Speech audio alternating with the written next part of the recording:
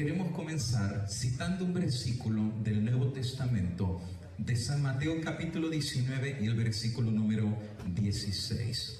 Jesús tiene un encuentro con una persona que trae una pregunta en su corazón. Esta persona es una persona que quiere saber cómo puede tener la salvación, cómo puede el ser humano pecador poder tener la vida eterna. Y dice así el texto: he aquí, uno llegándose le dijo: Maestro bueno, ¿qué bien haré para tener la vida eterna? Por supuesto que esta es una pregunta clave. Y te garantizo que en algún momento de tu vida te has hecho esta pregunta: ¿cómo me puedo salvar? ¿Cómo este ser humano pecador, que desde pequeñito hemos pecado en contra de Dios, podremos cruzar algún día las puertas de perla de la Nueva Jerusalén? ¿Cómo el ser humano se puede salvar? A esta pregunta hay miles de respuestas que el ser humano ha tratado de dar durante los siglos y los siglos de la historia de la humanidad. Pero he aquí esta pregunta hecha no a un rabino, no a un filósofo, pero hecha a aquel que todo lo sabe y que todo lo conoce, que es Cristo Jesús. ¿Qué tiene que hacer el hombre para poder salvarse?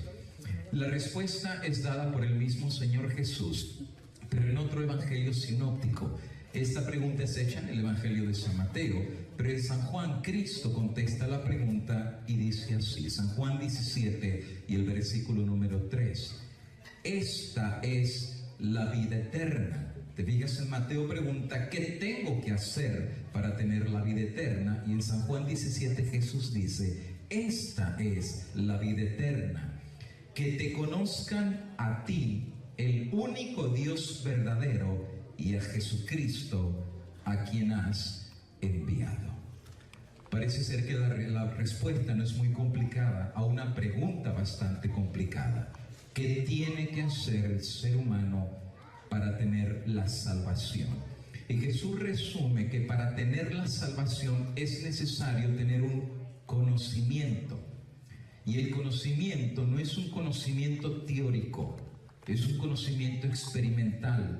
Porque la idea no es conocer algo, pero la idea es conocer a alguien. Hay una gran diferencia entre tú conocer algo y conocer a una persona. Y en este caso, el conocimiento del Padre y el conocimiento de quién es el Hijo puede traer salvación.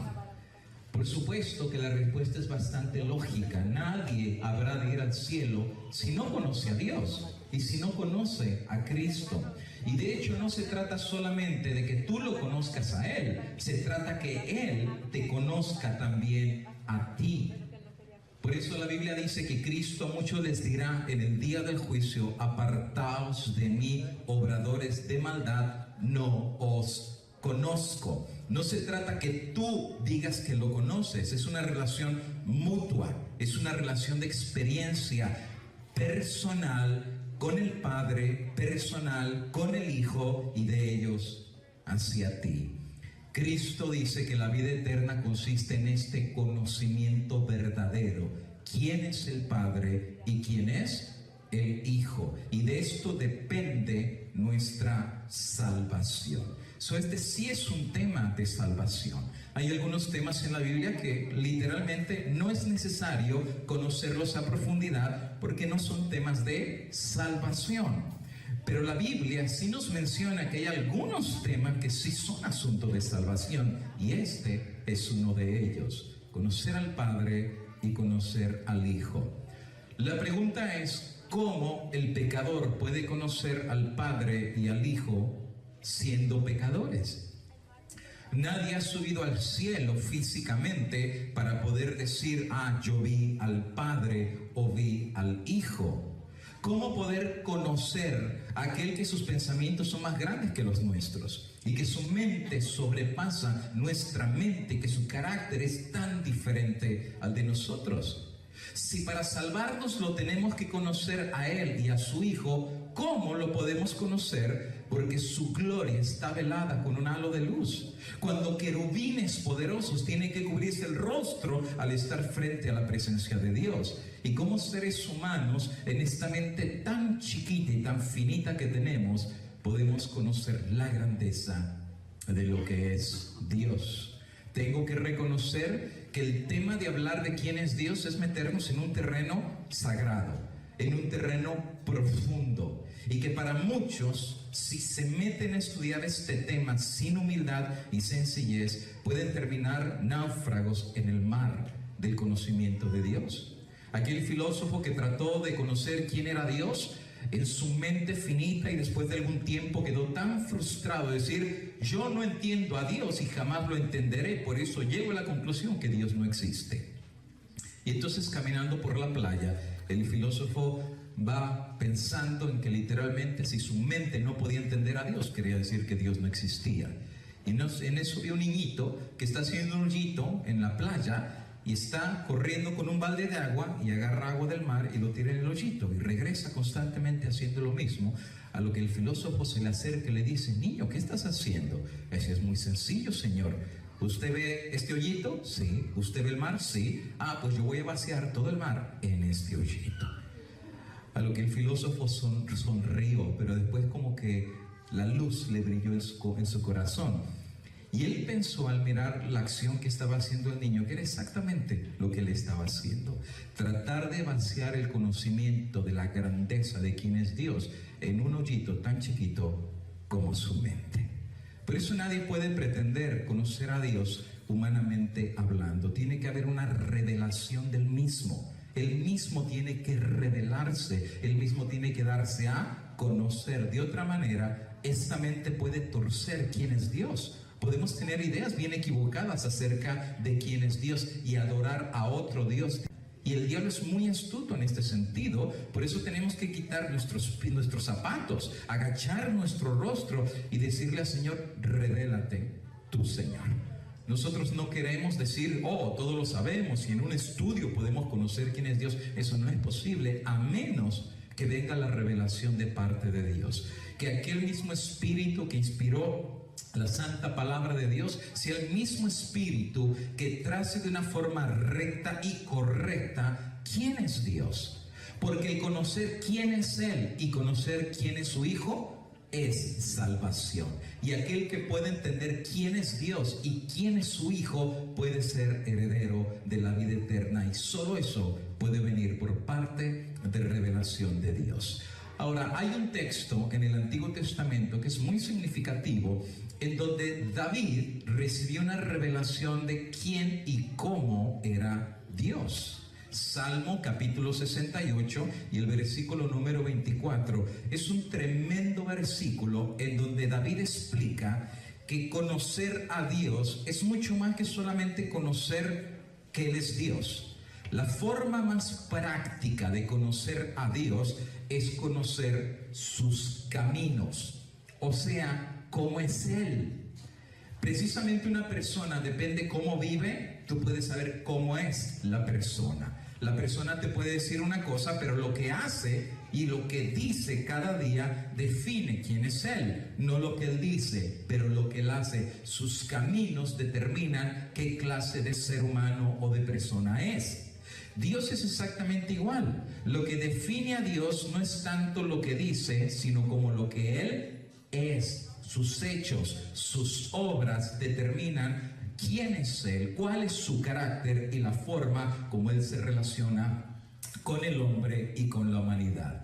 Ahora, David explica que los caminos, o sea, la forma de obrar de Dios, hay un lugar donde podemos conocer cómo es Él.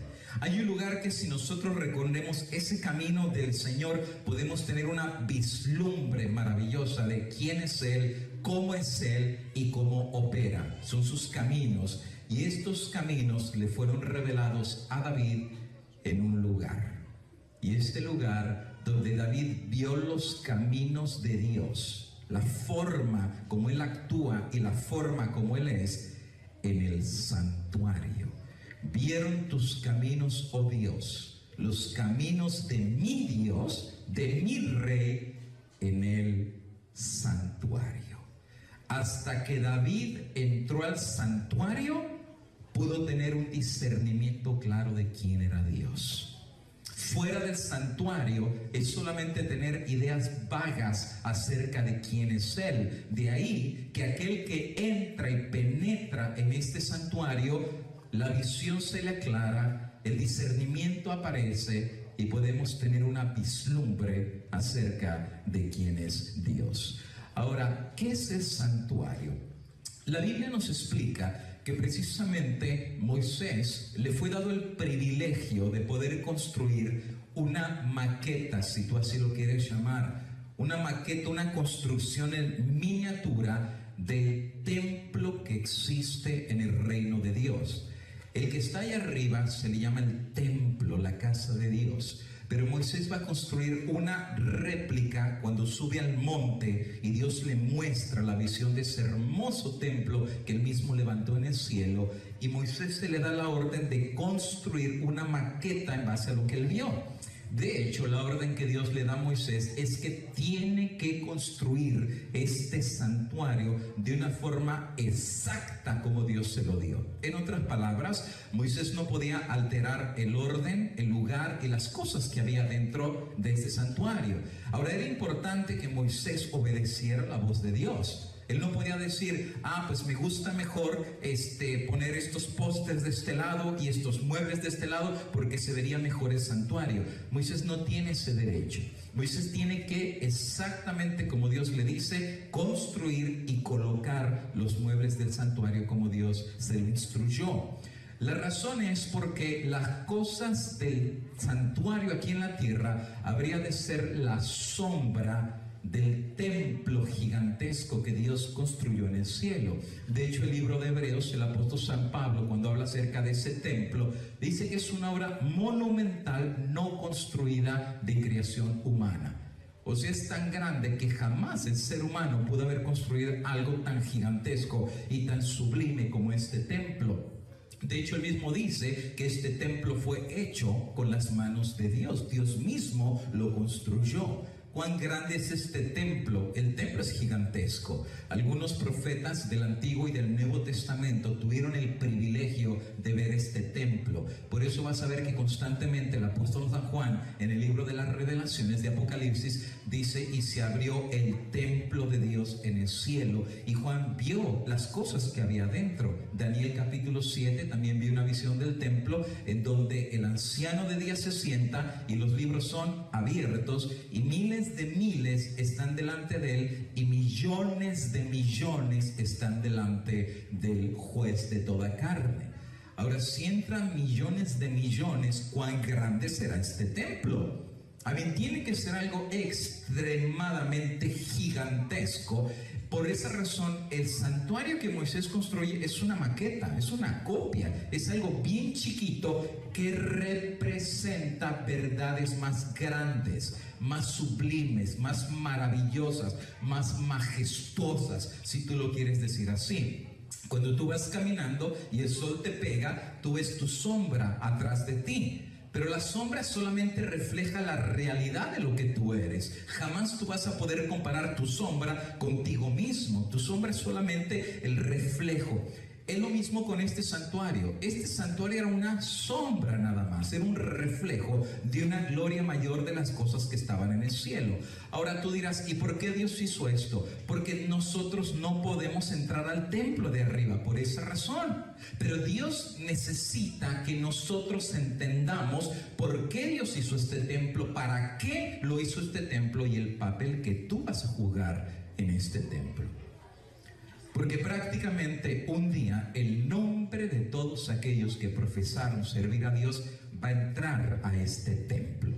Y tú físicamente no vas a poder entrar allá, pero sí lo vas a hacer por la fe. Y si tú no entiendes la razón de este templo y por qué Dios permitió que se hiciera, entonces te vas a perder en el plan de la salvación. No vas a entender la forma como Dios hace las cosas y por qué Él hace las cosas. El templo o el santuario así como podemos ver en esta gráfica, era rodeada de una cortina gigantesca en forma cuadrangular. No tenía más que solamente una sola puerta de entrada a este santuario. De hecho, esta forma rectangular en el cual el santuario está construido es la parte externa del santuario. Esto se le llama en la Biblia repetidas veces el atrio. El atrio es la parte externa del santuario. De hecho, dentro de este rectángulo vas a ver que hay un cuadrito en la parte de atrás. Ese literalmente es el santuario. La otra es la parte de afuera, es el atrio del santuario. Consistía en columnas y postes que eran clavados sobre la tierra, e interesantemente la nube que estaba sobre el santuario se movía, y cuando la nube se movía, entonces tenían que deshacer el santuario, quitarle el emblanaje que tenía, y entonces mover el santuario, donde la nube se paraba, lo tenían que volver a construir otra vez. Por esa razón este santuario era movible, y todas las partes que tenían eran movibles. De hecho, si tú te vas a fijar en los muebles del santuario, tenía argollas los muebles, porque tenían que meterle maderas para cargarlo y entonces moverlo dependiendo dónde la nube habría de avanzar. Ahora, es interesante notar que en la orden como Moisés recibe, solamente hay una sola puerta de acceso. No hay más. Tú puedes rodear todo alrededor del santuario en la parte externa del atrio. No existe más que una sola puerta de acceso. Esto tiene un mensaje bastante significativo, porque en cada área del santuario representa en la mente de Dios un paso en el plan de la salvación. Y mira lo que te voy a decir: el que entiende los pasos del santuario puede penetrar la mente de Dios y entender cómo Dios nos va a dar la vida eterna. Recuerda que era la pregunta inicial: ¿qué haré para tener la vida eterna?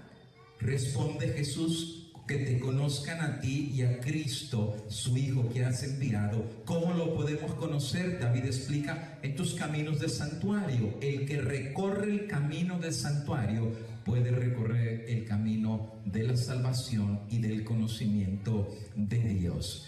Ahora, cuando entramos al santuario, tenemos que entrar por el lugar correcto, y el lugar correcto es la puerta. Isaías 64 y el versículo número 6 se nos explica que la puerta del santuario es el reconocimiento de la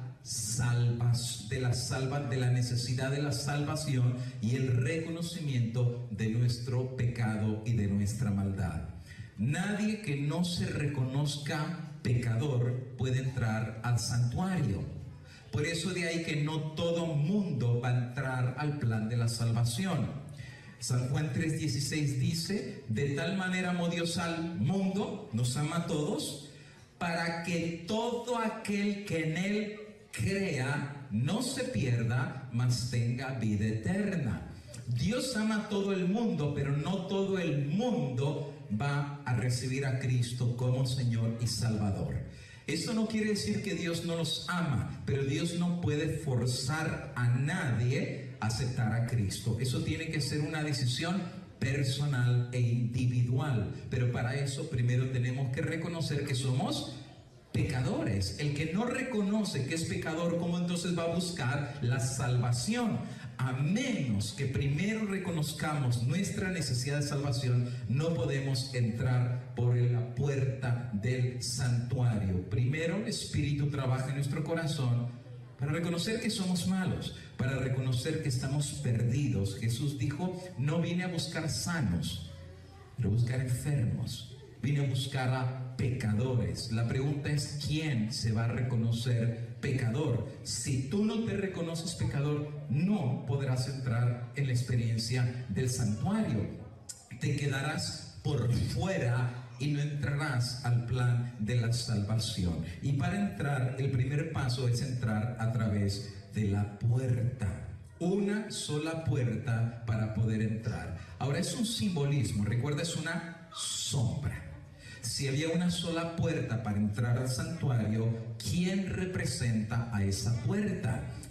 Mira lo que dice la palabra del Señor, San Juan capítulo número 10, 7 en adelante. Jesús dice: de cierto os digo. Y tú recuerda que cuando en la Biblia se menciona 2 veces una palabra, es fuerza en lo que se está diciendo.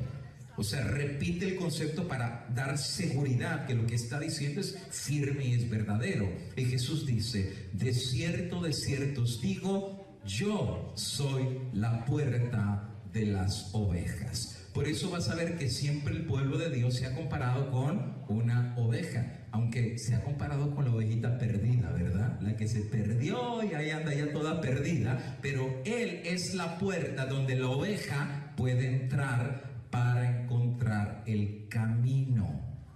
Tú usas una puerta para darte acceso a algo. Claro, adentro del santuario está el acceso a la salvación, porque Dios te va a mostrar cómo Él te va a salvar, pero solo hay una puerta a través de la cual tú puedes entrar a ese plan de salvación, y esa puerta tiene nombre, y su nombre es Cristo Jesús. Él es la puerta. Ahora, ¿por qué es significativo entender esto? Porque hoy en día hay millones de personas que están confundidas acerca de esto. Hoy en día hay millones de personas que piensan que la iglesia les puede dar salvación. Y hay personas que piensan que por tener su membresía en alguna iglesia van a poder ser salvas. Como que en su mente piensan: oh, yo pertenezco a una iglesia y ya prácticamente con eso Dios me firmó mi certificado de entrar al reino de los cielos. Pero la Biblia nos dice completamente lo opuesto. La iglesia no te puede dar salvación. Y la respuesta es muy sencilla: porque la iglesia necesita también ser salvada. Por eso Cristo murió por la iglesia, para salvarla. Eso significa que la iglesia no te puede salvar. El ser miembro de una iglesia no te puede salvar, pero el ser miembro de Cristo, el ser miembro de Él, tener una comunión con Él, que es la puerta, Él es el inicio de la salvación. Hoy en día hay personas que pertenecen a una iglesia, pero no están conectadas con Cristo. Y puede ser que haya gente que tenga 10 o 15 o 20 años en una religión, pero no tiene amor por Cristo, no tiene una experiencia con Cristo, su corazón no palpita por Cristo. Y tú dirás: ¿y cómo alguien puede ser miembro de una iglesia y no amar a Cristo? Tristemente, esta es la experiencia de millones de personas, porque piensan que el asistir a una iglesia es ya cumplir con Dios, pero no tienen una asociación viva con Cristo. San Juan capítulo número 15 dice: yo soy la vid, vosotros los pámpanos, yo en vosotros y vosotros en mí. ¿Qué significa esto? Que tenemos que estar injertados en Él, no en un grupo, no en una iglesia. Estamos injertados en Él, y todas las ramas que están injertados en Él son parte del mismo tronco. Somos una familia, pero no estamos injertados los unos con los otros, estamos con Él, y de ahí recibimos la savia y la vida. Él es la puerta. Ahora, el plan de la salvación inicia con Él. Esto quiere decir que el pecador común comienza su salvación teniendo un encuentro con la puerta, teniendo un encuentro con Cristo. Es con Él. De ahí que tú vas a escuchar historias maravillosas de gente que vivía en la prostitución, que vivía en las drogas, que vivía en la maldad, y un día se encontró no con una cosa, con una persona. Se encontró con Cristo. Y cada quien podemos contar nuestro testimonio. Comenzamos con Él. Por eso a Cristo se le llama el Alfa. No es una casualidad que Él se le llame el Alfa. El Alfa es la primera letra del abecedario. Es la primera, pero también se le llama el Omega. El Alfa y el Omega, que significa el principio y el fin. Él es el principio de nuestra salvación, pero Él también es el fin de nuestra salvación. Por eso dice el apóstol: el que comenzó la buena obra, ¿la qué? La terminará. El Alfa y la Omega. Él empezó en ti y Él la va a terminar. Pero ¿saben que hay gente que comenzó bien, pero se soltó de Cristo? El Alfa comenzó en ellos y los empezó a traer por la puerta. Le dijo: yo soy el camino, yo soy el camino, yo soy la puerta. No es una iglesia, no es una filosofía, no es una persona. Saben que hay gente que sigue a personas, pero eso no te va a traer salvación, porque la persona no te puede salvar. La persona te puede traer perdición. Por eso la Biblia dice, maldito el hombre que confía en el hombre. Pero si tú te encuentras con el alfa, con Cristo, Él te agarra de la mano y la ovejita perdida la empieza a meter al camino de la salvación. Pero cuando hay gente que se meta, de repente se suelta de Cristo. Él empezó la obra, pero tú no lo dejaste terminarla, pero Él la comenzó. La idea es que Él la comienza y la idea es que Él la finaliza. Por eso aquel que pasa la experiencia del santuario no se puede dar gloria para sí, decir, mira, me costó, sudé la gota, ¿verdad? Y me salvé porque peleé. No se trata de lo que tú haces, se trata de lo que Él está haciendo por ti y a través de ti. Él es el que empezó la obra. O sea, la obra no es tuya, la obra es la obra de Dios. Por eso dice, yo soy la puerta de las ovejas. Yo soy la puerta, sigue diciendo Juan 10, 7 y 9, y el que por mí entrare, te fijas qué clarito es, no es por una iglesia, una filosofía, una persona, el que por él entrare será salvo. Y ahí está entonces la puerta del santuario. Se comienza el camino de la salvación. Entran por la puerta que es Él y entrará y saldrá y hallará pasto. Por cierto, ¿qué es lo que comen las ovejitas? Pasto. Por eso hay gente que entra a una iglesia y se siente chasqueada, o recibe una filosofía y termina chasqueada, o sigue un hombre y termina chasqueado, por la razón que el hombre no te puede dar pasto fresco. La ovejita necesita pasto para vivir, y el buen pastor conoce cuál es el pasto que la oveja necesita. Tristemente hoy en día hay millones de ovejas que están muriéndose de hambre porque no están siguiendo al buen pastor. Están siguiendo iglesias, están siguiendo hombres, están siguiendo filosofías, pero al buen pastor lo han dejado atrás. Si siguieran al buen pastor, el pastor les daría pasto fresco, pasto verde. El pastor la tendría bien alimentaditas. Fui hace 2 semanas para Perú y allá hay ovejas y tienen lamas, o lo que llaman llamas, que son esos animalitos que tienen el cuello bien largo, ¿verdad? Y entonces los vi y estaban comiendo, y ¿qué es lo que comen? Pasto y pasto y pasto, bien gorditas y bien gorditas. Y yo decía al hermanito que me llevó para allá, qué interesante, ¿no? Que comen solo pastito y qué gorditas que están. Qué gorditas. Dice, no solamente están gorditas, también nutriditas, porque la cantidad de lana que dan es tremenda.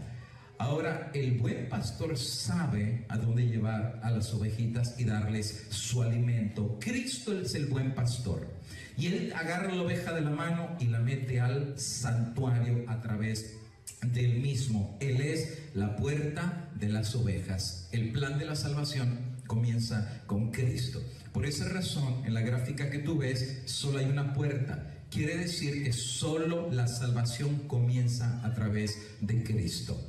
Y esto ya nos mandó un mensaje de entrada. Si tú perteneces a una iglesia y tú no amas a Cristo, regrésate.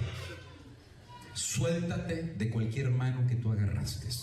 Suéltate de cualquier filosofía, suéltate de cualquier idea, regrésate a la puerta y agárrate de la mano del buen pastor. Cristo es la puerta, y regrésate al principio si es necesario. Hay un dicho que dice, cuando todo te ha salido mal, regresa a donde empezaste. Y cristianamente puede ser que a algunos nos ha pasado la experiencia que hemos tenido tantos años en la iglesia, pero hemos estado agarrados de cualquier mano, pero menos de la mano del buen pastor. Regrésate otra vez, amístate con Cristo, agárrate de la mano, reconócete pecador y dile, Señor, empiezo de cero, méteme a la experiencia del santuario. Una vez que tú entras por la puerta, vas a encontrar un mueble. Dios le ordena a Moisés que ese mueble sea construido ahí. Es el primer mueble.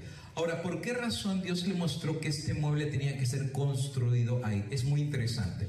Este mueble se llama el altar del holocausto. Tú lo puedes ver ahí, construido precisamente de puro oro, con 4 cuernos que estaban en cada esquina de este mueble. Y era un altar porque precisamente en el Antiguo Testamento Dios les había ordenado que para la remisión de los pecados tenían que levantar un altar, pero en el Antiguo Testamento eran de piedra. Recuerdas que Abraham levantaba altares, Noé levantaba altares, Jacob levantaba altares y hacían un sacrificio en el altar. Pero ahora en este caso ya no es de piedra.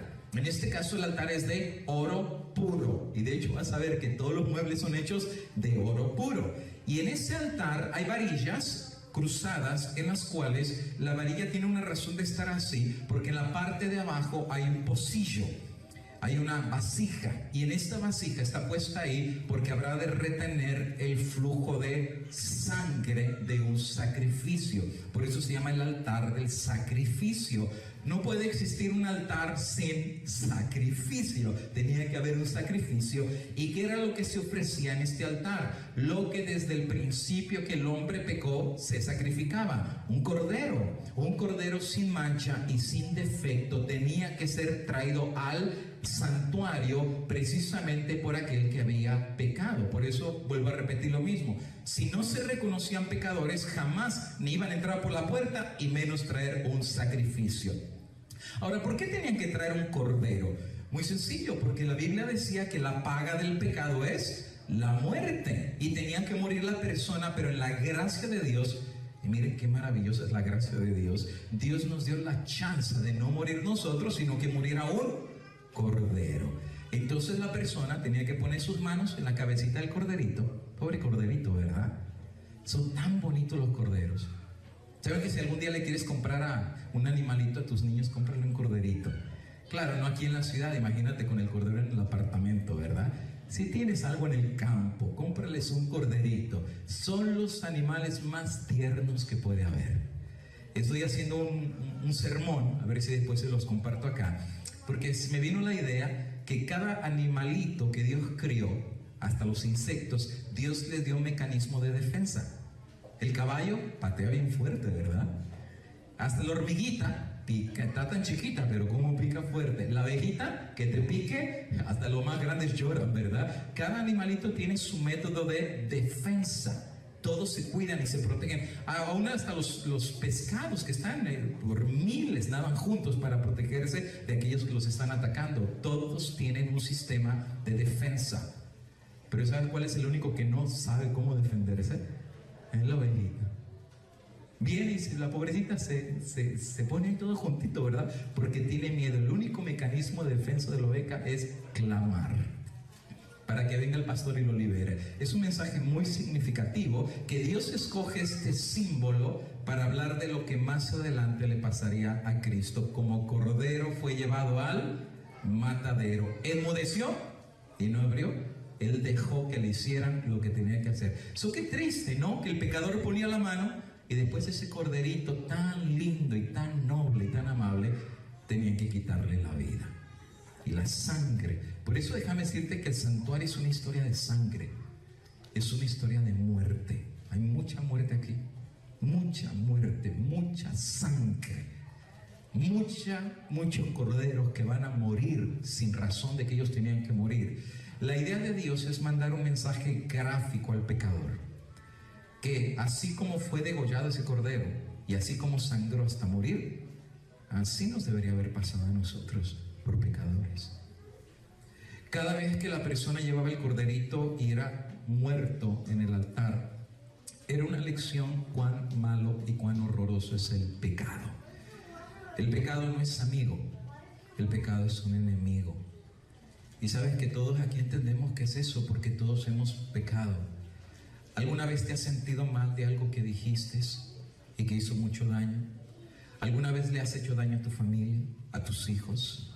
¿Alguna vez has robado, has mentido, has adulterado, has sido infiel?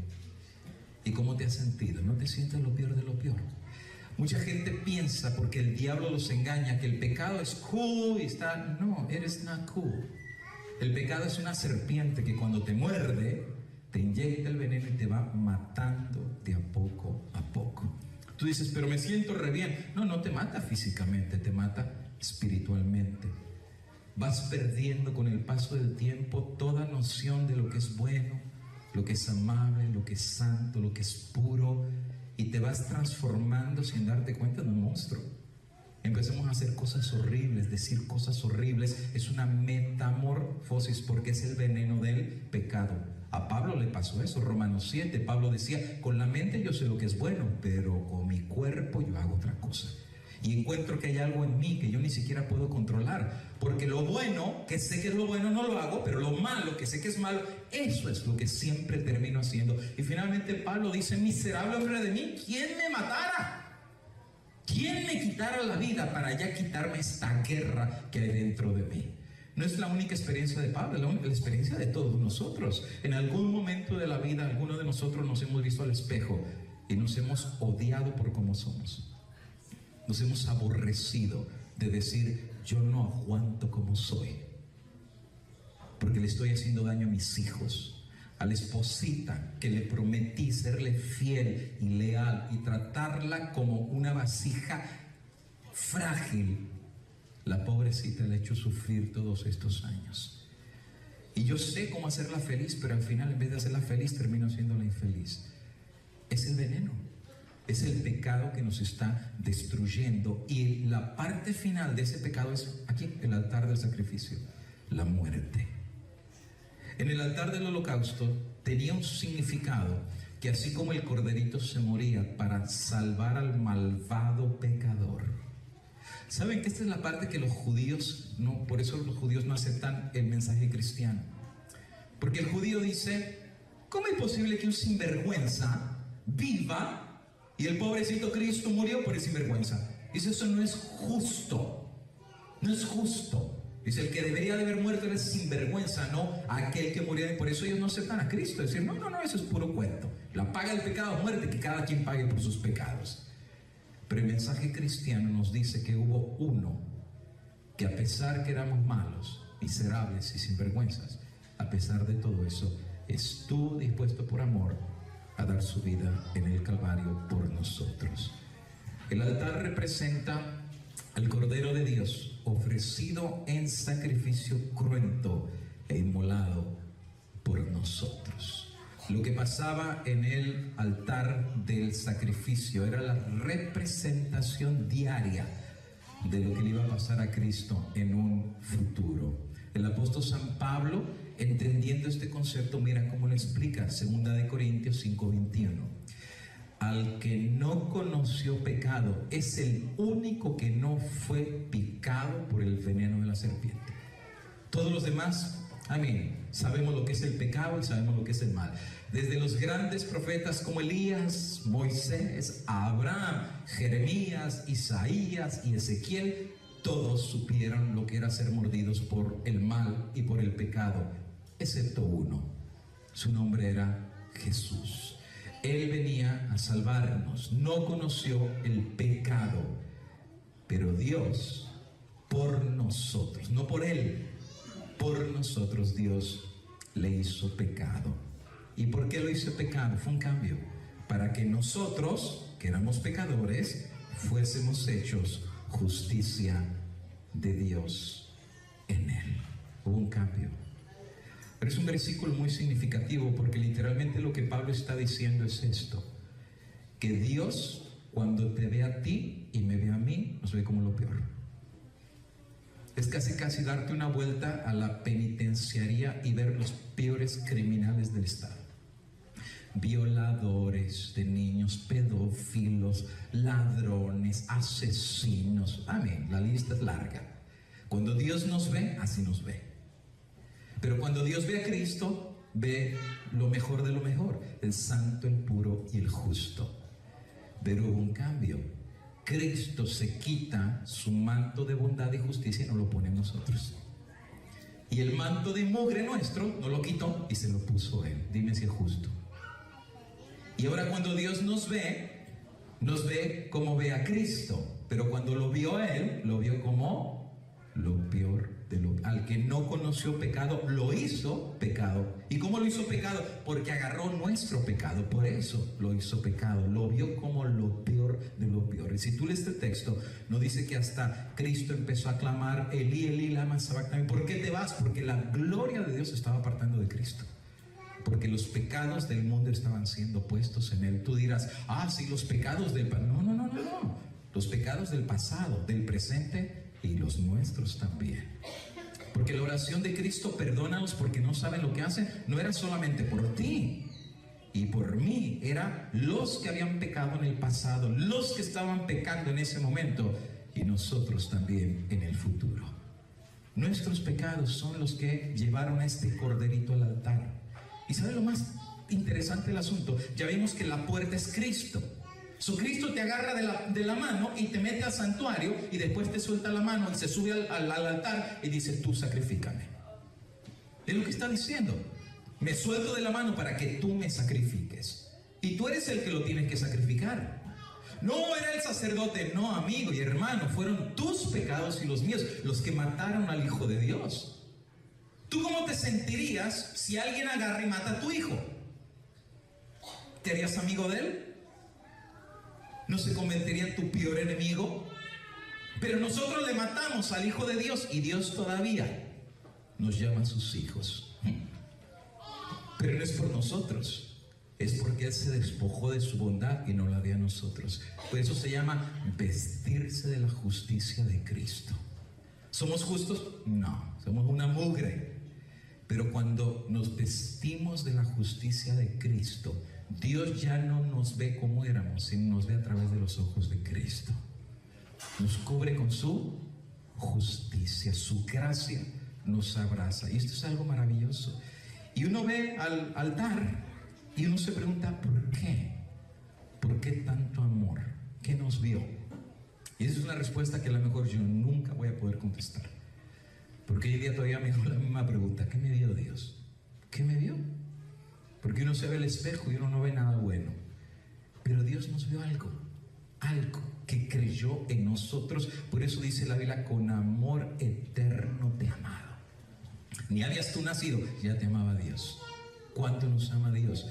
Que Él no pagó precio por nosotros de oro, de plata o de perlas preciosas, sino la misma sangre de su Hijo, el precio por nuestra salvación. Sí, cuando entramos al santuario, la idea es que tú empiezas a conocer cómo es el Hijo, y tú aprendes que el Hijo es amor, que su amor es tan perfecto y tan sublime por nosotros que no lo podremos entender ni aún en los días de la eternidad. Aún Elena de White dice que en el cielo el tema de nuestro estudio, ¿cuál va a ser?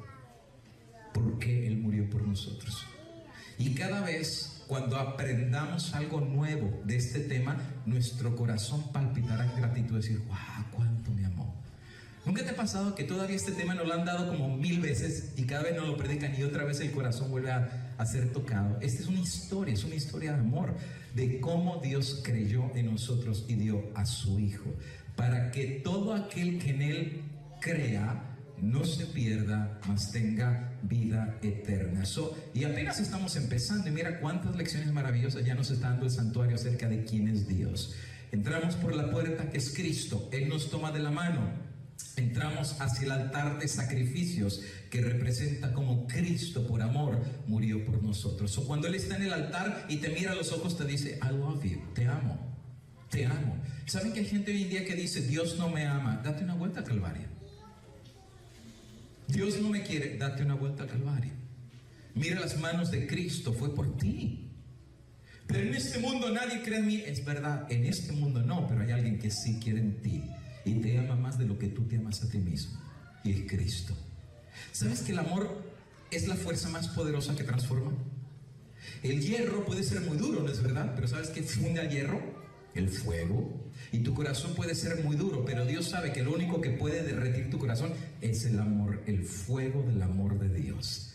Por eso más estudiamos este tema, más blandito está nuestro corazón. Menos estudiamos este tema, más duro como el hierro está nuestro corazón. Y fíjate cómo el corazón empieza a ser cambiado por esta historia. ¿Tú sabes cuánta gente hoy en día necesita saber esta historia? Los musulmanes, los hindúes, millones que si supieran esta historia, sus corazones serían tocados. Millones que si supieran que hay un Dios que los ama de todo corazón y que hace 2000 años mandó a su Hijo para morir por ellos, sus vidas serían transformadas, porque nadie puede tener un encuentro con Él y quedarse igual. Aquella persona que tiene un encuentro con Cristo, su vida es transformada. No es con la iglesia, y volvemos a repetir lo mismo. Tú puedes venir 20 años a una iglesia y nunca hacerte un zapato. Tu experiencia no tiene que ser con una iglesia. ¿Es lindo venir a la iglesia? Claro que es lindo. Es lindo venir y cantar juntos, pero tu experiencia no tiene que ser con una banca ni con un púlpito. Tiene que ser con una persona, con aquel crucificado que dio su vida por ti. Con Él. El que encuentra esto está encontrando la salvación. Pero el que no encuentra a Cristo, hermano, estás caminando un camino que no te va a llevar a ningún lado. Es como meterte al mar del cristianismo sin timón, y a donde sopla el viento, para allá va tu barco. Pero el que entra al santuario de la mano de Cristo y recorre todo el plan de salvación de la mano de Cristo, hermano, ha encontrado el camino de la salvación. Por eso Cristo dijo: sin mí nada podéis hacer. Porque aquel que ha encontrado a Cristo ha encontrado todo. Finalmente entra por la puerta, que es Cristo, ve el altar y ve el cordero, y el cordero es Cristo. Por cierto, si el cordero en el altar era Cristo, ¿qué representa el altar? Bueno, el altar representa el lugar donde el cordero era muerto. En el santuario era el altar, pero era la sombra. ¿Cuál fue la realidad? ¿En dónde murió Cristo? No fue en un altar, Cristo murió en la cruz del Calvario. El altar era la sombra de la cruz. Por eso Pablo decía: si en algo me gozo, es en la cruz de Cristo. Porque un instrumento que era de maldición, porque la Biblia decía: maldito el que se ha muerto en un madero. Y Cristo fue muerto en un madero, se hizo maldito por nosotros. ¿Te acuerdas de la historia de las serpientes que estaban picando a los judíos con veneno en el desierto, y todo el mundo estaba siendo picado, se estaban muriendo? Y entonces Dios le da el remedio para el veneno de las serpientes a los judíos. ¿Y cuál era? Levantar un madero y poner encima del madero, ¿qué? Una víbora, una serpiente. Pero la Biblia dice que la serpiente es el símbolo de Satanás. Pero dice ahí que los que habían sido picados y levantaran la vista y vieron a la serpiente serían sanados. Y tú dirás: ¿cómo la serpiente iba a ser sanado? Porque la serpiente era una simbología de Cristo, que se hizo maldición por nosotros. Pero por haberse hecho maldición, aquellos que fueron picados por la serpiente podían encontrar el remedio para ese veneno. Qué interesante. Y esto es el plan de la salvación. Por eso es el camino de Dios, conocer cómo es Dios a través de su santuario. Bueno, el tercer elemento dentro de este camino de salvación era el otro mueble que estaba al ladito del altar de sacrificio. Y este mueble contenía agua. Se le llamaba el lavacro. Ahora, ¿por qué se le llamaba el lavacro?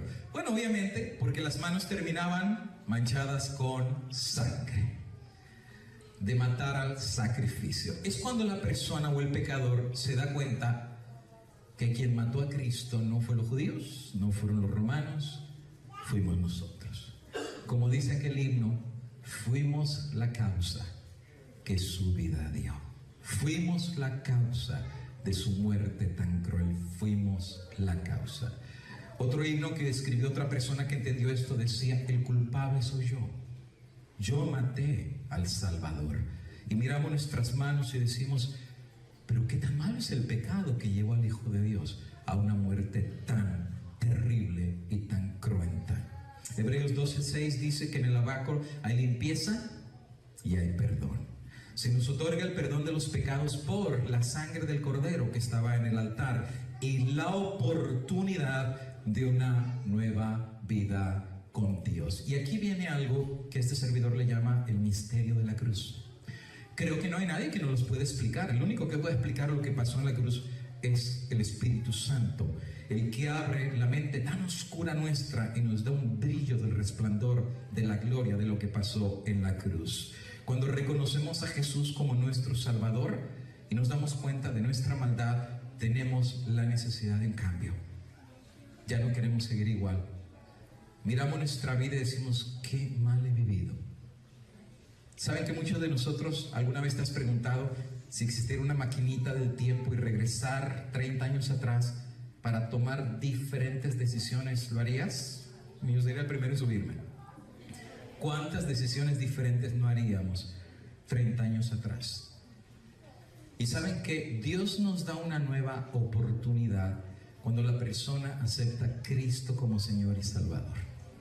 Una nueva oportunidad se llama lavacro. Limpiarnos de toda maldad y darnos una nueva chance. A esto la Biblia le llama el nuevo nacimiento. Nacemos de nuevo a través del agua. Ahora, ¿qué representa el agua? Bueno, el agua representa una tumba líquida. Por eso el bautismo, de la forma correcta como se tiene que hacer según la Biblia, es que la persona tiene que ser sumergida completamente en el agua, no a la mitad, no echar el agua en la cabeza, tiene que ser sumergida. La palabra bautismo en griego se dice baptizo, que significa sumergir, y sumergir es poner algo completamente debajo del agua. Por eso la idea de echarle en la cabeza a la gente, eso no es bíblico. La idea es que tiene que ser sumergido. ¿Por qué? Porque tiene un simbolismo. Romanos 6 dice que cuando la persona está sumergida es una tumba líquida. O sea que la persona se murió, está siendo enterrado. Cuando el ministro lo pone abajo del agua, pues ya lo enterró. Está cubierto no de tierra, pero de agua. Pero no se queda para siempre ahí. Cuando la persona sube del agua, representa una nueva vida, un nuevo nacimiento, un nuevo engendro. Algo fue engendrado nuevo dentro de nosotros. Y no lo podemos explicar, nadie te lo puede explicar. Lo que no te gustaba, que tú odiabas de Dios y de la religión y hasta te burlabas, ahora te gusta. Que antes escuchabas cantar cantitos a Jesús, decían, ahí vienen los aleluyas, y te burlabas. Pues ahora tú también eres aleluya y estás cantando y te gusta orar. Y antes te gustaba la cantina y ahora dices, ay, que hasta feo, ¿sabes? Eso ya no me gusta. Y tú ni mismo ni te lo explicas, ni tú mismo puedes explicártelo, decir, qué interesante, lo que no me gustaba ya me gusta. Y ahora te gustan los sermones, y antes te ponían un sermón y era como que hasta se te metía el demonio porque no querías nada saber ni de Dios. Ahora hasta estás orando, lees la Biblia y tú no te lo puedes explicar y nadie te lo puede explicar. Es un milagro que Dios está haciendo en ti, está implantando algo nuevo en ti, una nueva naturaleza, y eso es de Dios. Un pastor no lo puede hacer, una iglesia tampoco lo puede hacer. Solo es el poder de Dios que tiene la virtud de penetrar y sembrar en tu corazón una nueva semilla, una nueva naturaleza. Aquellos que teníamos ese carácter duro, impetuoso, mal hablado, con genio, algo empieza a pasar que ni los demás ni nosotros podemos explicar. Es una metamorfosis del gusano feo que éramos nosotros, sale del capullo, algo que antes no existía, que es una preciosa criaturita, que es una mariposa.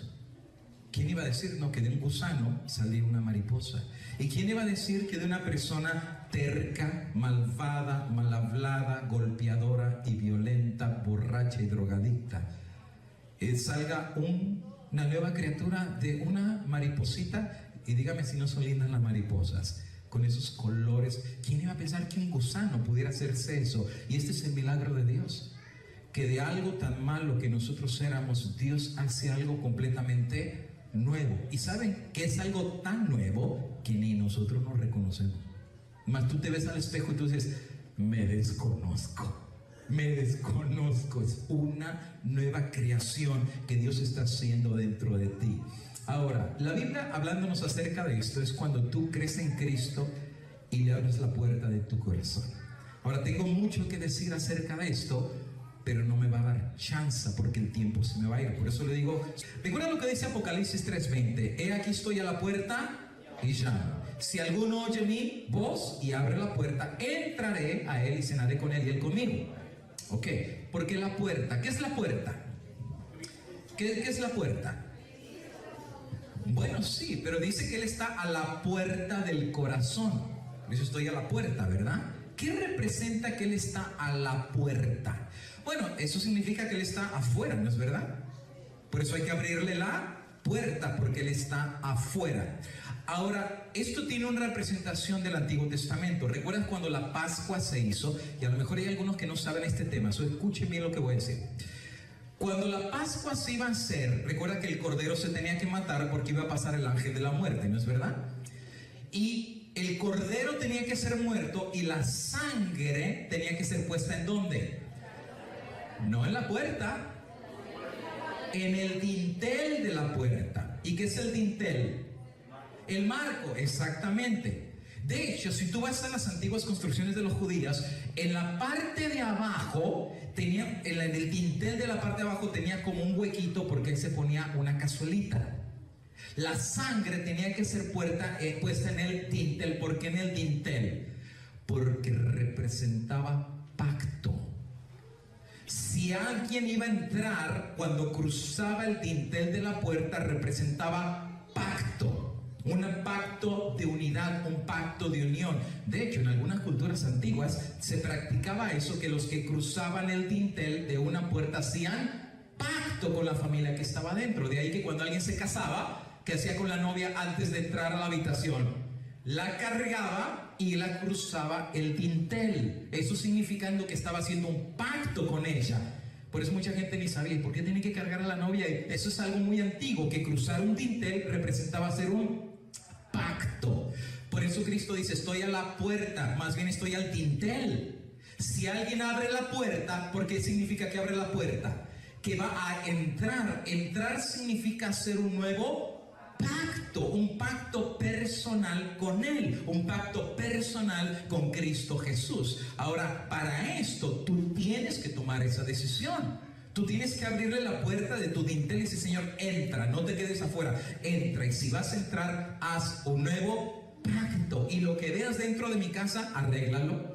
Y Él lo hace. Por eso hay gente que no puede progresar en la vida cristiana, porque quiere cambiar dentro de su casa y por él mismo no puede. Sus muebles son muy pesados, sus pecados son horrorosos, tú no los puedes cambiar. Pero cuando tú dejas que Él entre por el dintel de tu corazón y te da un nuevo pacto, algo empieza a pasar dentro de ti. Y tú ni siquiera sabes qué es lo que está pasando, pero Él empieza a reacomodar los muebles, empieza a reacomodar la casa, empieza a limpiar, empieza a sacudir y a barrer. Y sí que le encuentra mugrosa la casa, patas para arriba, sucia la casa. Cuando se mete al baño, olvídate lo que encuentra. Y el limpiador divino empieza a limpiar las partes oscuras y sucias de nuestra vida. Cristo no solamente muere por nosotros, sino hace un nuevo pacto con sus hijos. Aquellos que hacen nuevo pacto cruzan el dintel y entran en una nueva comunión con su Salvador. Qué lindo, qué lindo. Todo esto nos habla de una nueva vida. El que está en Cristo Jesús, nueva criatura es. Las cosas viejas pasaron. Ahora, ¿quieres que te diga algo interesante? Todo lo que te he dicho hasta ahorita, todavía no hemos entrado al santuario. Todavía estamos afuera del santuario. Wow. Ahora, ¿por qué era importante hablar de esto? Porque mucha gente ha querido entrar al santuario sin haber pasado esta experiencia primero. Ese es un grave error. Tienes que seguir los pasos del camino del santuario. No puedes saltarte los muebles. Tienes que seguir el orden exacto que Dios te dio. Mucha gente se ha bautizado, pero no ha cambiado. O sea, hay millones que ya se bautizaron, pero sus corazones siguen igual, sus palabras siguen igual, su mente sigue igual, sus caminos siguen igual. Y hay gente que se frustra y dice, pero ya me bauticé. Sí, pero se saltó los caminos anteriores. Aquella persona que ya está bautizada, pero no ama de corazón a Cristo, que es la puerta y que es el Cordero, ese bautismo no es un bautismo. Ese bautismo es un chapuzón, un remojón, no sé cómo tú le quieras decir. Se tiró el clavado en la alberca y así como se metió, así igual que se salió. Eso sí, ya se llama cristiano, y según la iglesia a la que pertenezca, la iglesia dice, sí, ese hermano, mira, hasta así, tremendo hermano, tremenda hermana. Pero dentro de su corazón, ese hermano y esa hermana no ha cambiado. Y hay gente que se frustra porque dice, mira, ese hermano se bautizó y mira cómo vive. El problema no es el bautismo. El problema es que no cruzó el dintel Cristo para hacer pacto nuevo con Él. No pasó nada en su corazón. No empezó desde el principio agarrado por la puerta que es Cristo, el Alfa. No vio a Cristo en el Calvario. Y sabes, déjame decirte, nadie puede saber la historia del Calvario y quedarse igual. Nadie.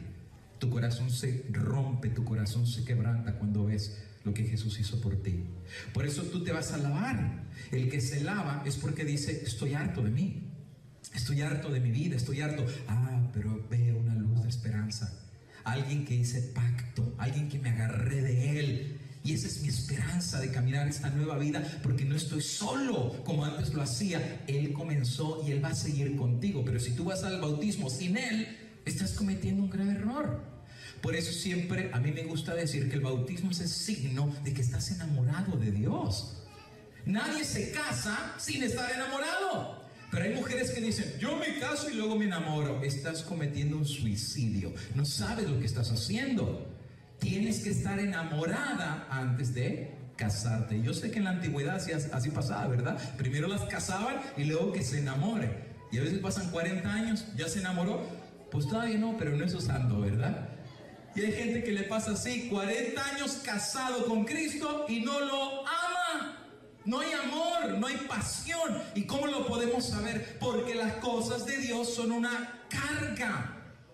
Hay que venir temprano, ¡ay, qué carga! Hay que venir bien vestido, ¡ay, qué carga! Hay que hacer obra misionera, ¡ay! Todo es una carga, porque no hay amor. Aquel que ama, alguien te tiene que decir qué tienes que hacer por los que amas. Nadie te lo tiene que decir, te sale solito. O alguien que te tiene que decir que le compres flores a tu mujer. Eso solito. Es más, ni comprarlas. Tú ves flores ahí, las arrancas, ¿verdad? Y le haces un nudito y dices, mira, me las encontré en el camino. ¿Saben cuáles son las flores más bonitas que le gustan a las mujeres? Ese es el ramo de $1,000 o de $1,000. Son las flores que tú cortaste en el camino y si le diste de corazón. Esas son las mejores flores que acepta una mujer. Porque no es la flor, es que están empapadas de amor. Y lo mismo que pasa con Dios. Si tú no estás empapado de amor por Dios, pero ya te bautizaste, te has suicidado espiritualmente. Tienes nombre de que vives, pero estás muertos porque no estás conectado con Él, que es la vida. Él es la vida, y si no tienes a la vida, estás muerto. Pero pastor, doy mis diezmos. Y también los judíos no daban los costales de monedas. ¿Y de qué les sirvió? Cristo dijo sepulcros blanqueados. ¿Por qué? Porque dentro de ellos había pura muerte. Porque no hicieron pacto en el dintel, no dejaron que Cristo entrara. Si Cristo entra a tu corazón, ¿va a haber la muerte? No, porque Él es la vida. La vida está dentro de ti, porque Cristo está dentro de ti. Cristo en nosotros, la esperanza de gloria. Él no es, ya no vivo yo, dice Pablo. Ahora vive Cristo, ¿dónde? Ya hice pacto en el dintel, no estoy solo. Por eso ese himno tan bonito, ¿verdad? No me siento solo, porque el ángel de Jehová que a mi lado está, acampa alrededor y me defenderá. Él está en nosotros. Tú comienzas esa vida nueva con Dios a tu lado. Una nueva criatura ha nacido. Una nueva criatura que ama a Dios y que está dispuesto a complacerlo en lo que Dios pida. Por eso el que ya ha nacido de nuevo, lo que Dios le diga es lo que hace. El que no ha nacido de nuevo, lo que Dios le dice, ay, qué carga, ¿verdad? Es como aquel marido que no ama a la mujer y la mujer le dice, ¿me puedes traer agua? Oh, agárratela tú. Ay, qué carga, ¿cómo molestas, verdad? No, el que ama ni siquiera te tienen que pedir. El que ama es el que ofrece. ¿Quieres agüita? ¿Quieres un juguito? ¿Te hago masaje en los pies? Ah, bien, ese es el que ama. El que no ama, todo es una carga. Pero el que ama a Dios, el que ha nacido de nuevo, lo que Dios le dice es lo que él hace. Dios es su jefe, Dios es el que le manda, y la persona, como está enamorada de Dios, todo lo hace por el Señor. Ahora, si hasta aquí ha funcionado y tú ya has visto a tu cordero, no es el cordero de los otros, es mi cordero, no es el salvador del mundo, es mi salvador, es mi amigo, es mi amor y es mi salvador. ¿Estás listo para el santuario? Y ahora sí voy a volar bien rapidito en los elementos del santuario. Cuando tú entras finalmente al santuario, ves que hay oro por todos lados. Y el oro sigue, ¿verdad? Oro por todos lados. Y vas a encontrar que en el santuario hay 3 muebles muy interesantes. De hecho, esta tarde te voy a hablar de uno de esos muebles, nada más. Te voy a hablar del altar del incienso. Ese es el tema de la tarde. Y no te lo puedes perder. Que hay tremendas lecciones en un solo mueble. Tú no lo vas a poder creer. De hecho, cuando yo estudié este tema no podía creer cuántas verdades existen en un solo mueble del santuario. Y voy a ver esta tarde el altar del incienso. Pero mira, había 3 muebles en el lugar santo. En el lugar santo. Uno de ellos era la mesa de los panes. El que estaba en medio junto a la cortina que daba al lugar santísimo era el altar del incienso, lo que vamos a hablar hoy. Y el tercero era el candelabro de 7 brazos. Los 3 muebles eran hechos de oro purísimo. Y a este lugar entraban los sacerdotes prácticamente todos los días. No el sumo sacerdote, sino el sacerdote común y regular, que traía la sangre para asperjarla en el velo que estaba en el santuario, porque el lugar santo y el santísimo eran divididos por un velo.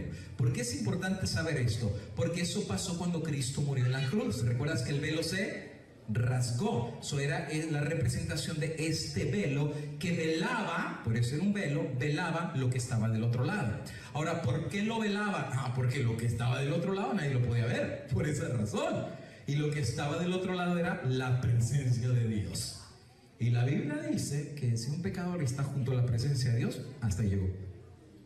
¿Se acuerdan que la Biblia menciona que algunos quisieron ver dentro del arca y qué les pasó? Fulminados. Porque como un pecador puede estar en la presencia de Dios y seguir con vida.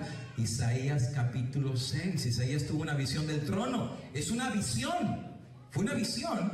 Y cuando vio la visión del trono, Isaías dice: ay de mí que ya me morí. Soy hombre muerto, porque mis ojos vieron al Rey en su gloria y en su santidad. Por eso estaba el velo. Por eso estaba el velo. Ese lugar del otro lado del santo se llamaba el Santísimo. El Santo de los Santos. Ahora, esa es la parte final. Vamos a ir al lugar santo. Están los tres muebles. En el altar del incienso representa una nueva relación de compañerismo con Dios. Recuerda, esta tarde te voy a hablar más en detalle, eso me voy a saltar de una forma rapidita lo que es esto. El incienso en la Biblia representa la oración. Apocalipsis capítulo 5 y el versículo 8. Todos tenían arpas y copas llenas de incienso, que son las oraciones de los santos. Quiere decir que una persona que entró por la puerta agarrado de la mano de Dios, en el altar hizo pacto en el dintel de su corazón. Cristo entró a su corazón y se bautiza, y es sembrada una nueva semilla dentro de él. Cuando entra al lugar santo, tiene que vivir una vida de comunión con Cristo. ¿A través de qué? De la oración. La oración es el hilo dorado que une la humanidad con la divinidad. Es el hilo que conecta la boca del hombre con el oído de Dios. ¿Sabes qué privilegio? Que cuando tú ores, Dios te escucha. Oye, ¿cuándo fue la última vez que hablaste con el presidente de Estados Unidos por teléfono? Nunca, y nunca lo harás. Pero en el caso del Rey del Universo, es un privilegio gigantesco que Él incline su oído para escuchar las peticiones de sus hijitos. Dime si no es un privilegio eso. Es algo increíble, hermano. Por esa razón, Dios te conoce, porque tú le has contado todo de ti. No hay cosa que Él no conozca de ti. Cada pena, dolor y sufrimiento. ¿Por qué crees que Dios amaba tanto a David? Porque David, ¿cómo hablaba con Dios? Le contaba y estaba llorando, que lo perseguían, que lo querían matar, que son el libro de los Salmos. Y Dios conocía cada cosa que le pasaba a David. ¿Saben cuántas hermanitas de aquí y hermanitos Dios los conoce porque han pasado tiempo de rodillas con Dios? Y Dios los conoce. A lo mejor tú dices: no, Dios ni me oye. Oh, Dios te está oyendo. Y sabe cada cosa que tú estás pasando. Es el hilo dorado. Ahora, obviamente tú pasas tiempo con alguien que tú quieres, que tú amas. Al que tú no amas, en toda la vida no le hablas. Pero al que tú quieres, tienes la necesidad de hablar cada cuando, diario, con esa persona. Diario. Yo me recuerdo cuando había dos jovencitos que eran noviecitos y se tuvieron que separar del lugar, que cómo se hablaban. Los recibos de teléfono le llamaban gigantescos a los dos, porque pasaban horas y horas, y a veces los papás se preguntaban: ¿y qué tanto hablan? A mí, horas y horas y horas y horas, y los recibos de 4 o 5 horas por día, ¿qué tanto hablan? Y después de eso, cuando tenían que colgar, hasta sufrían, ¿verdad? Bueno, mi papá ya que tengo que colgar. Y nadie quería colgar, ¿verdad? Cuelga tú. No, tú primero, los dos juntos, ¿verdad? Porque no querían cortar la comunicación. De hecho, esta comunicación es lo que hace que te enamores más. Más tú conoces a una persona, más te enamoras de esa persona. Por eso, hombres y mujeres, si tú eres casado y empiezas a abrir tu corazón a la persona equivocada, te vas a enamorar de esa persona. Es la regla. Cuando tú abres tu corazón con alguien, terminas amando a esa persona, porque la persona empieza a simpatizar contigo, porque empieza a conocer lo que hay en tu corazón. Por eso es muy peligroso. Hay relaciones que mejor es cuestión de cortarlas, porque si tú sigues cultivando esa relación, pues te empiezas a enamorar, y cuando ya te das cuenta, pues amo a las dos. ¿Y de quién es la culpa? Porque abrimos el corazón a la persona que no deberíamos haberle abierto el corazón. Ahora, pero es que mi marido, ábrele el corazón a Cristo. Cuéntale tus penas, cómo te trata tu marido, y pídele a Dios que le cambie el corazón a tu marido. No se trata, querida hermana, que te pelees con tu marido. Se trata que caigas de rodillas y empieces a pedir la intervención de Dios en tu matrimonio. Ese es el verdadero poder que va a cambiar. No es que traigas al pastor para que regañe al marido, no es que traigas al vecino para ridiculizarlo, no es que hagas de todo para cambiarlo. Cae de rodillas. Hay poder en la oración. Mucha oración, mucho poder. Poca oración, poco poder. Y todavía no hemos sabido lo que significa el poder de la oración, porque no estamos orando lo suficiente. Pero cuando más amamos a Dios, más tiempo pasamos en oración. El cristiano verdadero tiene una hambre, una necesidad de pasar tiempo con Dios y hablar con Dios y contarle con Dios, pero no tenemos mucha práctica en esto. Cuando yo era pastor en Michigan, una vez me acuerdo que le dije a los hermanos: hermanos, vamos a amanecer de oración de las 5 de la mañana hasta las 9:30. Tráiganse almohadas porque vamos a estar de rodillas por horas. Y vinimos como 30, 40 personas, cada quien con su almohadita. Nos pusimos de rodillas aquí delante de la iglesia y empezamos a orar. Cada quien hizo su oración larga. Digo, ustedes cuéntenle todo lo que hay en su corazón. Y uno y otro y otro. Después de orar 20, ya sentíamos que ya era la hora de la escuela sabática. Pensamos que ya la gente iba a empezar a entrar. Empezamos a las 5 de la mañana y terminamos de orar todos. Y digo, bueno, hermanos, amén, qué lindo estuvo esto. Apenas había pasado una hora entre todos juntos. Oramos muy poco. Los grandes hombres de Dios han sido hombres de oración. Los grandes fracasados en este mundo es gente que no ora.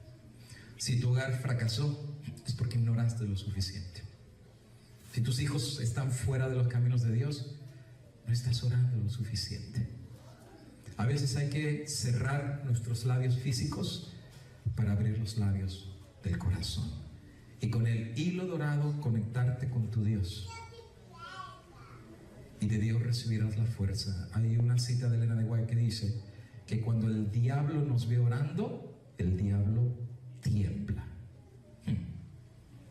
¿Cuán poderosa es la oración? El diablo tiembla, porque el diablo sabe que a través de ese hilo dorado el poder de Dios empieza a bajar, y el alma que estaba atribulada, nerviosa y desesperada, empieza a tener su rostro se empieza a mudar, y empezó la oración toda estresada y tensa, y empezó paz y paz y paz. Es la paz que viene de la fuente inagotable de la paz que solo Cristo puede dar. Por eso dice Jesús: mi paz os doy, mi paz os dejo. No como el mundo la da, yo la doy. Apóstol Pedro lo van a matar, al otro día le van a cortar la cabeza, y Dios manda un ángel para que lo saque de la cárcel. ¿Y cómo encuentra el ángel a Pedro? Dormido.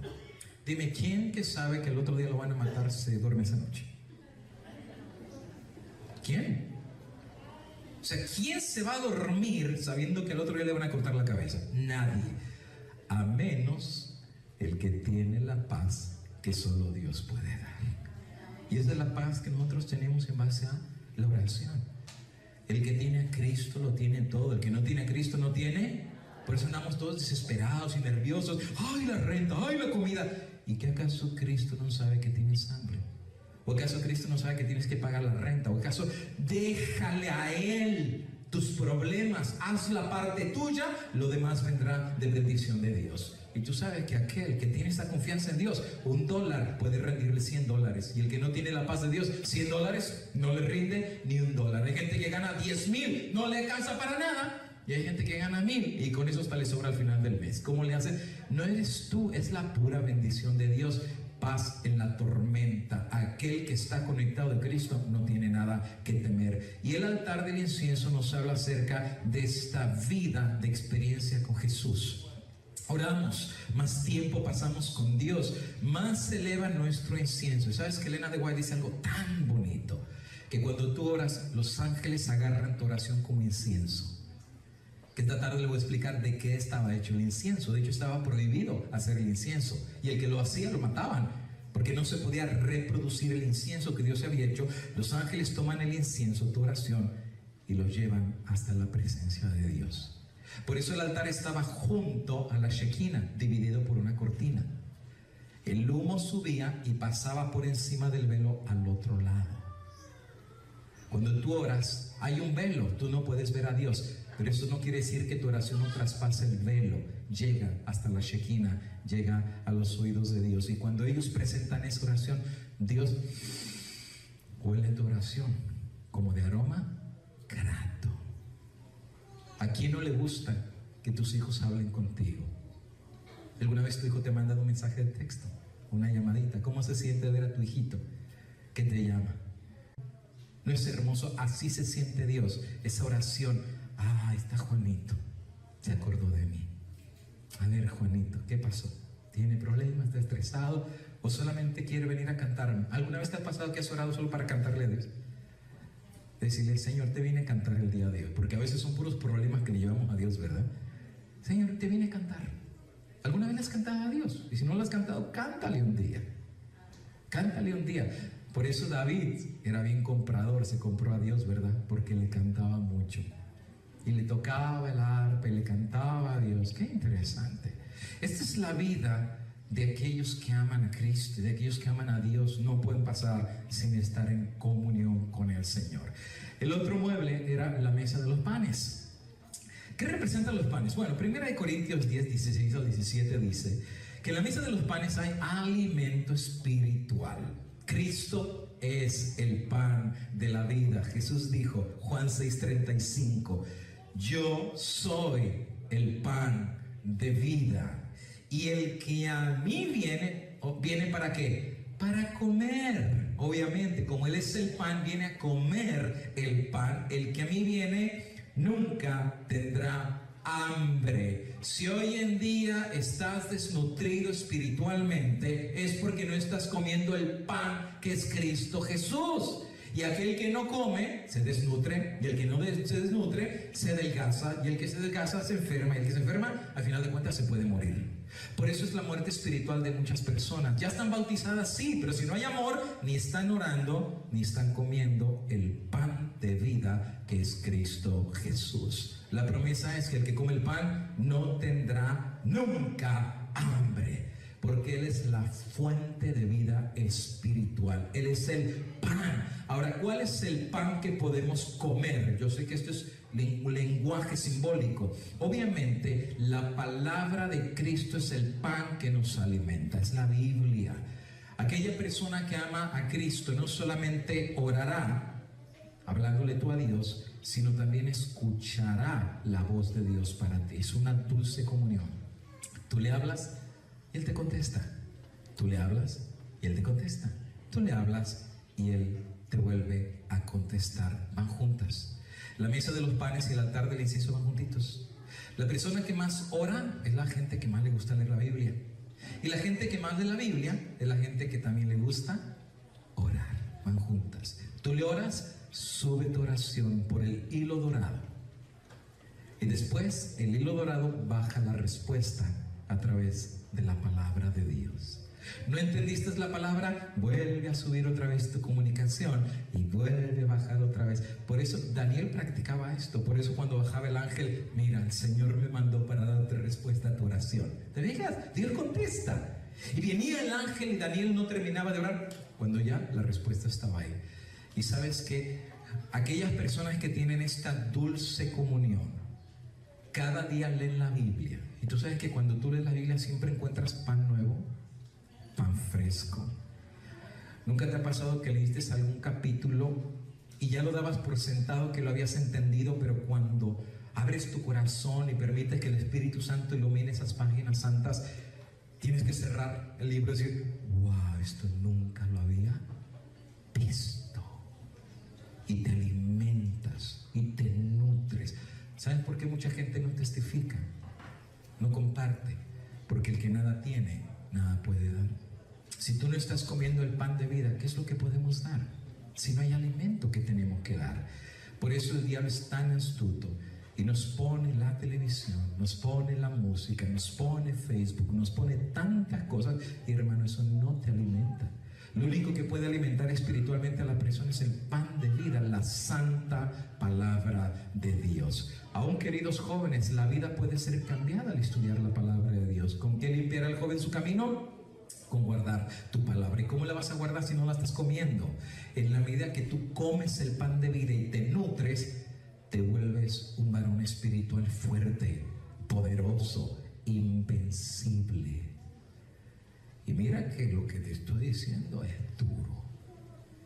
Pero aquella persona que más empapada está de la palabra de Dios, ¿cómo el diablo lo va a atacar si su espada está bien afilada? La palabra de Dios es una espada de dos filos. Viene el diablo y te ataca, tú tienes las promesas de Dios. ¿Sabes que más de 3.500 promesas en la Biblia? 3.500 promesas, que si viene tentación de desaliento, de pobreza, de tristeza, de desánimo, la Biblia tiene una promesa para cada necesidad del corazón humano. Pero si yo no conozco esas promesas, si no como diariamente ese pan, entonces mi fe va flaqueando. La fe viene por el oír y el oír por la palabra de Dios. El diablo es muy astuto. Jesús dice en San Juan 6:63, las palabras que os he hablado son espíritu y son vida. Es un milagro. Tú sabes que cuando tú lees la Biblia, estás escuchando la palabra de Dios. Pero no solamente es escuchar la palabra de Dios, es comer la palabra de Dios. Si la Biblia es vida, quiere decir que estás comiendo la vida. Esa es la receta. Estás muerto espiritual, come la vida. Vuelve a leer la palabra del Señor y permite que la vida y la nutrición que viene del escrito se mezcle con tu cuerpo. La comida no es solamente comerla por comerla. Cuando tú comes la comida, está muy rica en la boca. Pero ¿qué pasa en el estómago? El estómago la digiere y la comida se hace parte de tu cuerpo. Se hace parte de tu sangre, se hace parte de tus músculos, se hace parte de tus huesos, se hace parte de tu cerebro. Y la sangre que corre por todo el cuerpo tiene la característica de poner cada cosa en su lugar. Así es la Biblia. Tú más comes la Biblia, te nutres de una forma poderosa. Es algo increíble cómo opera el milagro de Dios. Espíritu y vida viene aquel que come las palabras de Cristo. Más estudiamos la Biblia, más conocemos de Cristo. Nuevas dimensiones de quién es Él, más historias de su amor, más conocemos a Cristo y más nos enamoramos de Cristo. Así es que aquel que le hizo pacto con Dios, que aceptó a Cristo y fue lavado en el agua y nació de nuevo, no solamente tiene una vida de oración, una vida de comer el pan espiritual, sino viene la última parte del lugar santo, que es el candelabro. El candelabro también está hecho de oro, tiene 7 brazos. El oro tiene un significado muy especial. Esta tarde se los voy a explicar por qué tuvo que haber sido de oro, por qué no de otro metal. Ahora, tiene 7 brazos que tienen un significado muy interesante. Los días de la semana son 7. Recuerda tú que el número 7 habla de completar algo en un periodo de 7. Claro, el número es perfecto, pero el 7 representa algo que se completa en un tiempo de 7, un periodo de 7. Obviamente estos 7 representan los días de la semana. 7 días tiene la semana, 7 días es la intención de Dios que el verdadero cristiano brille para el Señor. Esto significa que no somos cristianos que brillan un día.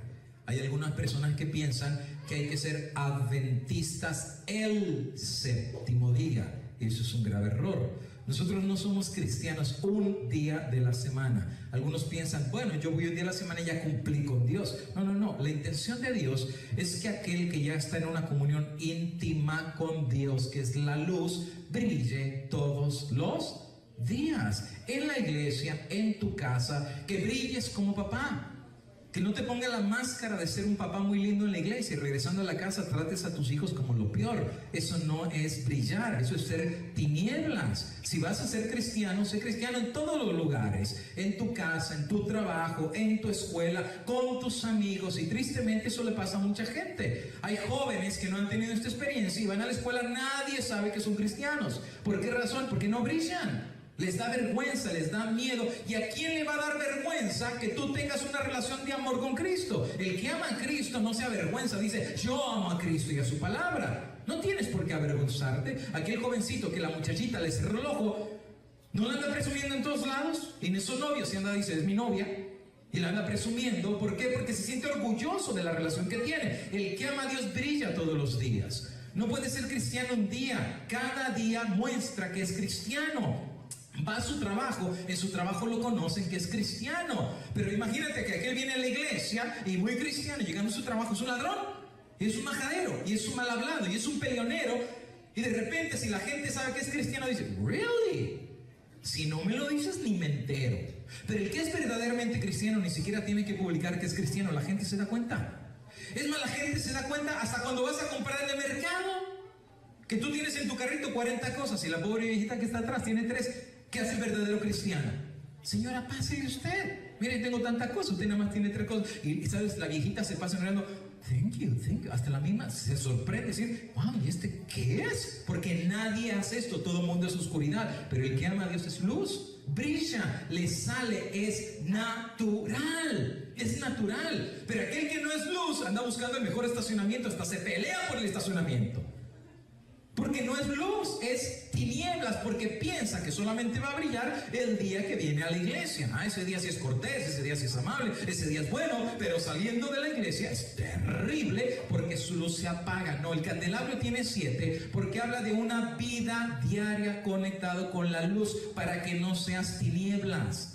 Dios quiere que seamos luz, Dios quiere que brillemos los 7 días de la semana porque estamos conectados con la luz verdadera que es Cristo Jesús.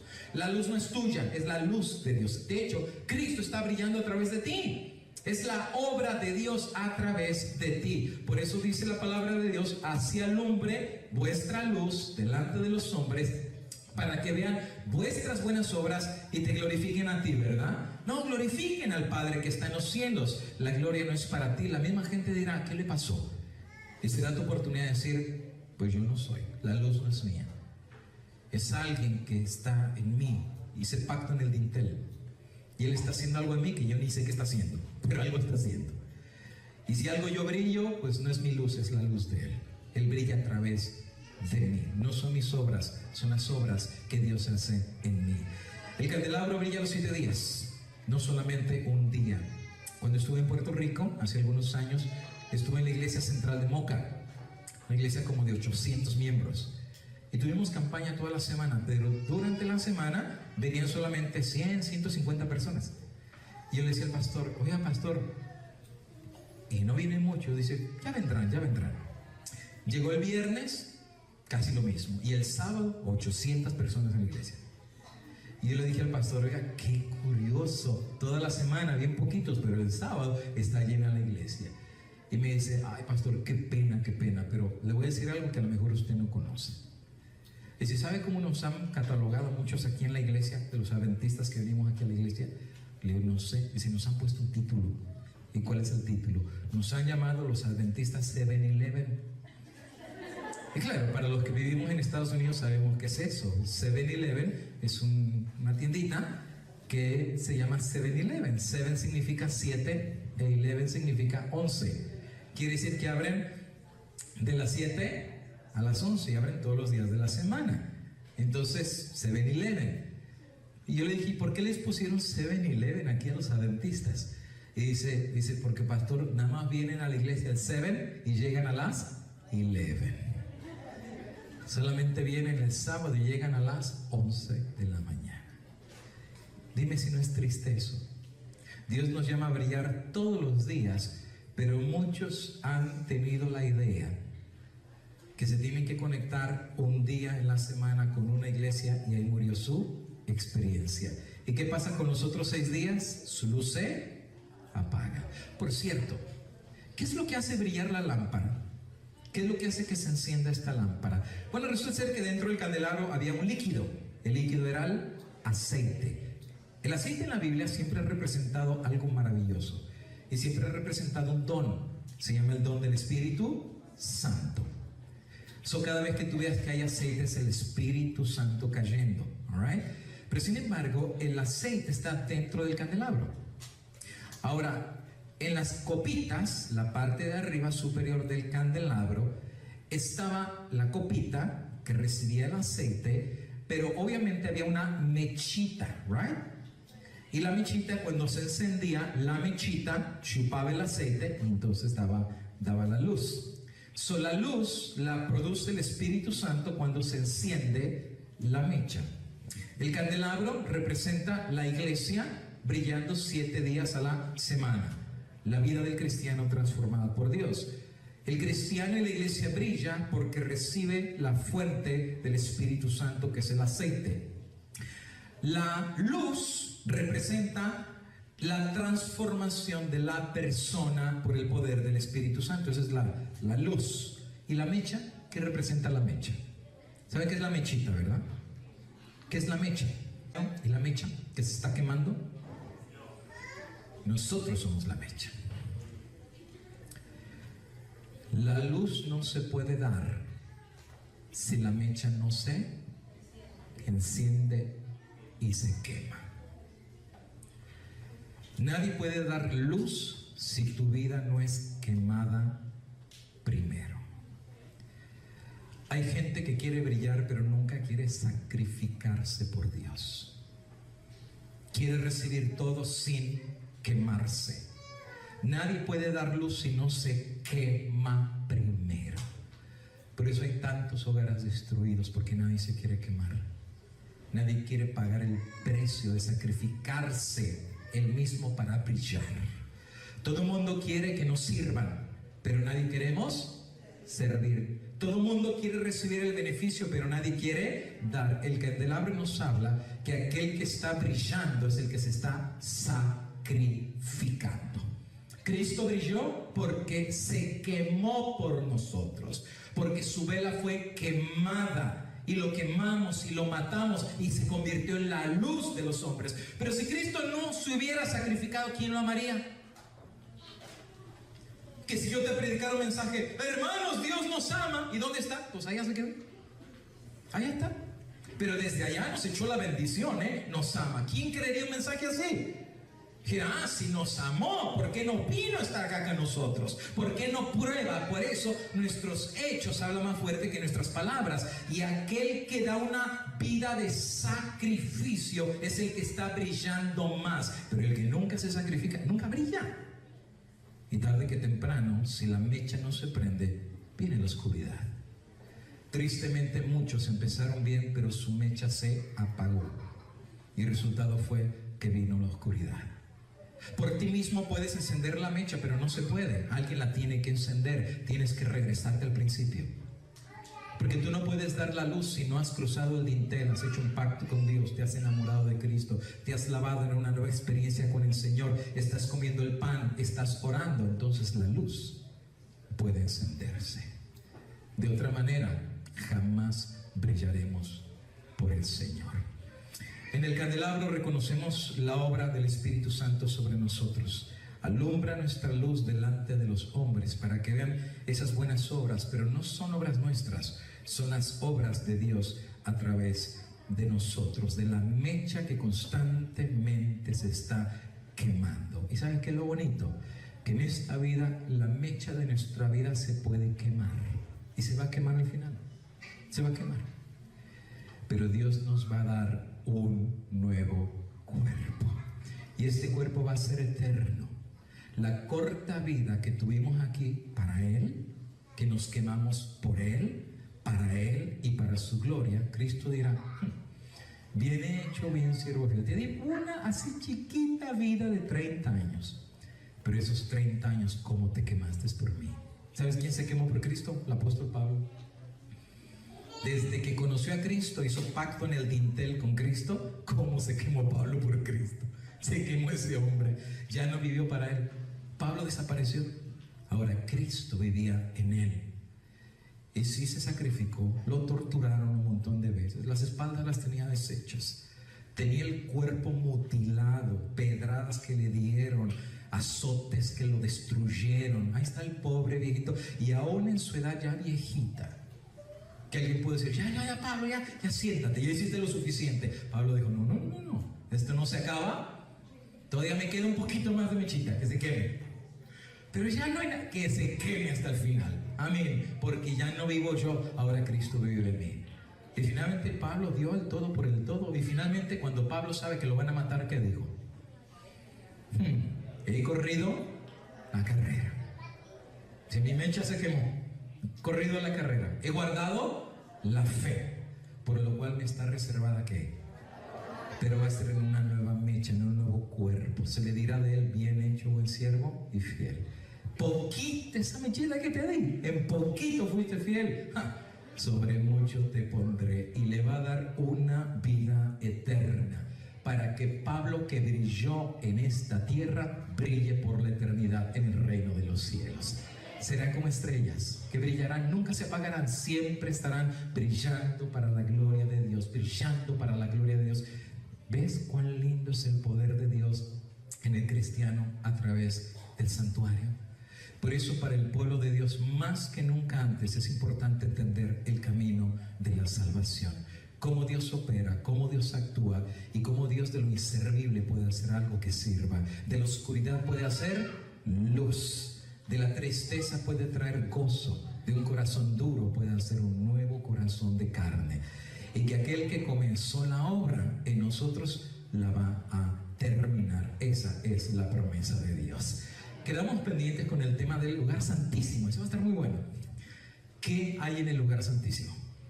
Porque esa es la parte final del santuario, pero esa va a ser nuestra parte final. Esta tarde estudiaré con ustedes el mueble del incienso. En la siguiente vez que estudiaremos la mesa de los panes y el candelabro en detalle, su hechura, su material, los elementos. Ustedes piensan que todavía no hay más que sacar, hermanos. Dios tiene tela gigantesca de donde cortar. Y cada vez que estudiamos estos temas, nuestro corazón cada vez anhela más y más y más de Dios. Finalmente un día Dios nos va a decir como Enoc. Nos va a pasar la experiencia de Enoc. ¿Qué andas haciendo ahí abajo? Vente acá conmigo, porque llegó la hora de ir a casa. Y pronto la novia del Señor, que está enamorada de Cristo, la esposa del Cordero, que va a ser llamada a celebrar las bodas del Señor, se quitará el velo. Y como dice Pablo, ahora vemos en velo, pero pronto el velo se quitará y veremos cara a cara. Entraremos en ese santuario y veremos allá el fruto de haber entregado nuestra vida al Señor y haber hecho pacto en el dintel de nuestro corazón con Cristo Jesús.